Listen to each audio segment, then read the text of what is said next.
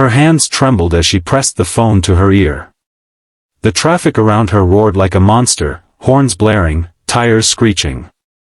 A little girl no older than 8 lay on the cold pavement, her small chest rising faintly, her face pale as a sheet.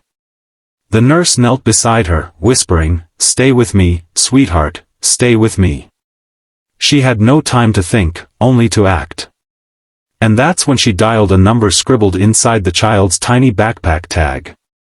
A single name. A single number. No other details. The nurse took a deep breath and spoke into the phone, "Your daughter is lying unconscious on the street." The silence on the other end was chilling. Then a man's voice, low, powerful, but cracking with disbelief, answered, "Where? Where is she?" She gave him the street name. The call cut off instantly. She didn't know it yet, but the man racing through the city in that moment wasn't just any father. He was a billionaire. A man the world knew for his power, his ruthless business moves, his untouchable status.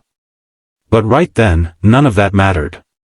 He was only a dad whose world was about to collapse.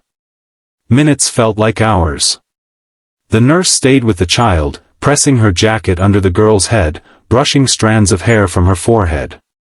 Cars slowed as people stared, but no one stopped. Her heart burned at the cruelty of the world.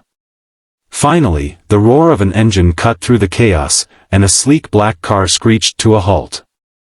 A tall man in an expensive suit leapt out, his face pale, his eyes wild. "Emma," he shouted, his voice breaking. He fell to his knees beside the girl, lifting her hand as though it were the most fragile glass. Tears slid down his face, the kind of tears no amount of money could ever stop. The nurse looked at him, stunned. She had seen his face in newspapers, on screens in hospital waiting rooms.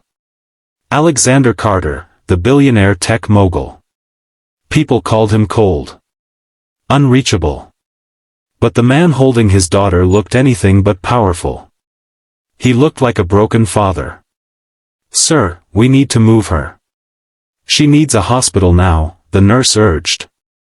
Without hesitation, he scooped the girl into his arms, whispering, "Daddy's here, princess. I've got you." They rushed into his car, and the nurse climbed in too. For a man who could afford the best private medical staff in the world, he didn't argue when the nurse pressed her ear to the child's chest, monitoring every fragile beat. His hand clutched hers as he drove, their silent prayer filling the space. At the hospital, the little girl was rushed into emergency care. Alexander stood frozen outside the doors, his body trembling, his expensive watch ticking loudly in the silence. He had made billions, closed deals worth fortunes, but he had never felt so helpless. The nurse stayed beside him, steady and calm. "She's strong," she said softly. "I saw it in her. She's fighting." Hours later, the doctor emerged. "She'll recover. She fainted from exhaustion and low blood sugar. Nothing permanent, she just needs rest, food, and care." Relief crashed over Alexander like a wave. He pressed his hand to his face, releasing a sob. He turned to the nurse and whispered, "You saved her. If you hadn't been there," his voice trailed off. But what struck her most wasn't his gratitude. It was the guilt in his eyes. She had seen that look before, parents who worked too much, missed too many dinners, left their kids waiting too long. And in that moment, Alexander Carter wasn't a billionaire, wasn't a titan of industry. He was a father realizing he had almost lost the one thing money couldn't buy. In the days that followed, he refused to leave his daughter's side. The nurse visited, checking on Emma, who clung to her like an angel. One afternoon, the girl whispered, "Daddy, don't leave me alone again." The words pierced him deeper than any headline or rival ever had. He hugged her, promising through tears, "Never again, sweetheart. Never again." What happened that night changed him. The man who had built his empire on walls and distance began breaking them down. He reduced his endless meetings. He started school drop-offs himself. And when Emma wanted pancakes at midnight, he made them.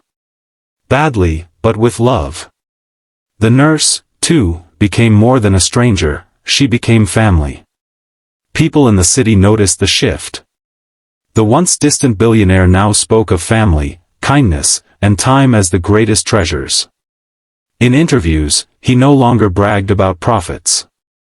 Instead, he said, "The most expensive lesson I ever learned was almost losing my daughter." Don't wait for tragedy to realize what truly matters.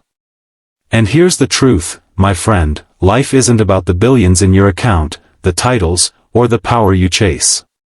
It's about the moments with the people you love, the ones who can't be replaced. If you felt the weight of this story, if it touched even a corner of your heart, don't let it fade. Hit that like button, share it with someone who needs reminding, and subscribe to this channel. Because every story we tell here carries a message worth living: family first, love always, and never wait until it's too late.